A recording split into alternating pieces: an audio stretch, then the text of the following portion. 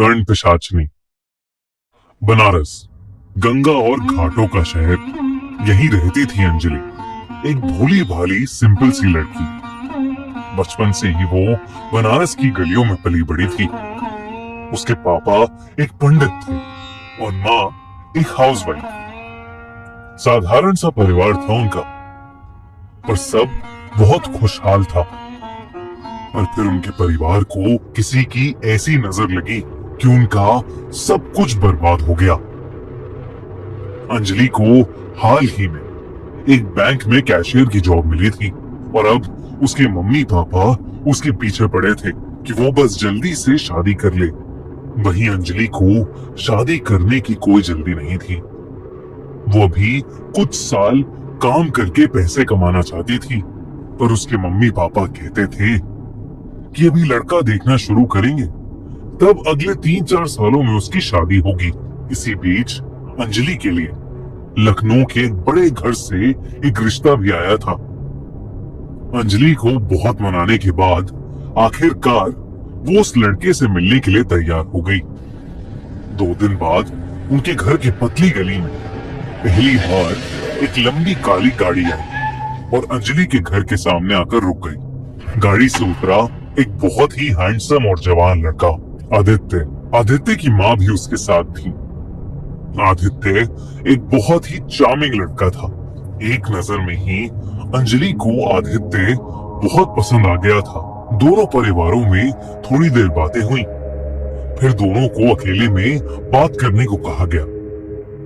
आदित्य ने तुरंत ही अपनी बातों से अंजलि को इम्प्रेस कर लिया। आदित्य हैंडसम तो था, पर साथ ही साथ बहुत स्मार्ट भी था। कुछ ही महीनों में उसने अपने स्टार्टअप को काफी सक्सेसफुल बना लिया था।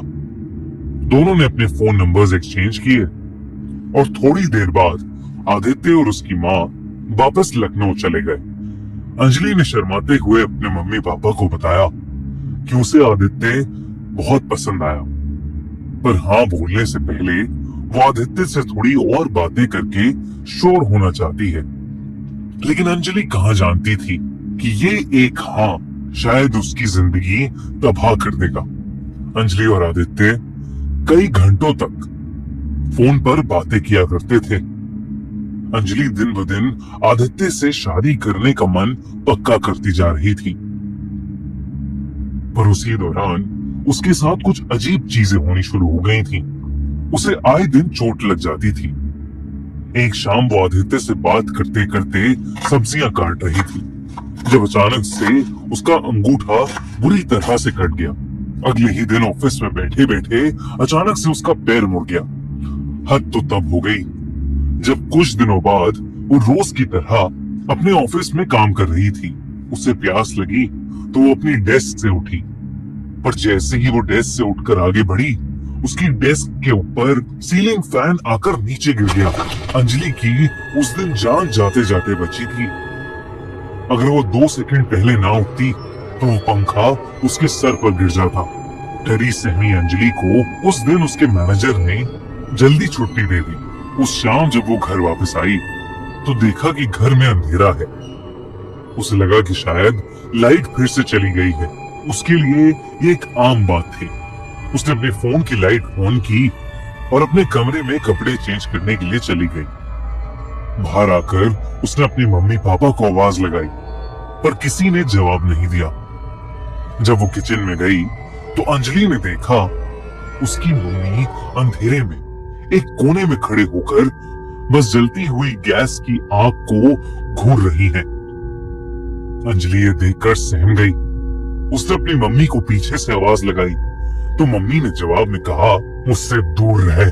अंजलि कुछ समझी नहीं, किससे दूर रहने की बातें कर रही थी उसकी मम्मी। अंजलि ने फिर से अपनी मम्मी को आवाज लगाते हुए अपने फोन की टॉर्च ऑन करके अपनी मम्मी की तरफ किया। जैसे ही टॉर्च अंजलि के मम्मी के चेहरे पर पड़ी, उसकी मम्मी जोर से चीखी और अचानक से बेहोश पड़ गई। अंजलि भागकर अपने पापा को ढूंढने गई तो उसने देखा कि उसके पापा घर के मंदिर के पास बैठकर श्लोकों का जाप कर रहे हैं। उसने पापा को आवाज लगाई तो उन्होंने भी कोई जवाब नहीं दिया। वो थोड़ा और पास गई तो उसने सुना कि उसके पापा श्लोक उल्टे पड़ रहे थे। अंजलि के हाथ पांव ठंडे पड़ गए। अचानक से उसे अपने सर के पीछे एक बहुत तेज दर्द महसूस हुआ, मानो किसी ने उसे किसी भारी चीज से मारा हो। अंजलि को अचानक से चक्कर आने लगे और वो वहीं बेहोश होकर नीचे गिर गई। जब उसकी आंख खुली तो उसके मम्मी पापा उसके पास बैठे थे। अंजलि ने उनसे पूछा कि उन्हें क्या हो गया है, तो उन्होंने एक दूसरे को देखा और कहा कि उन्हें कुछ नहीं हुआ है। हुआ तो अंजलि को था। वो उन्हें उसके कमरे में बेहोश पड़ी मिली थी। अंजलि को कुछ समझ नहीं आया, क्या वो कोई सपना देख रही थी? पर बेहोशी में सपने थोड़ी दिखते हैं। और सबसे बड़ी बात कि वो बेहोश हुई तो हुई कैसे? उस रात जब फोन पर उसने ये सारी बातें आदित्य को बताई तो वो बिल्कुल शांत हो गया और थोड़ी देर बाद उसने अंजलि से कहा कि वो जानता है कि ये सब क्यों हो रहा है। उसने बड़ी धीमी आवाज में अंजलि को कहा कि वो बिल्कुल डरे नहीं और वो 2-3 दिन बाद अंजलि से मिलकर उसे सब बताएगा। उस कॉल के बाद अंजलि के मन में एक अजीब सी बेचैनी हो गई थी। ऊपर से उसके मम्मी पापा के हाव भाव थोड़े बदले हुए थे। वो दोनों अंजलि से कटे कटे रहते थे। अक्सर जब वो अकेली होती तो उसे ऐसा लगता कि उसके कान में कोई फुसफुसा रहा है। छोड़ दे उसे, छोड़ दे, वो सिर्फ मेरा है। मैं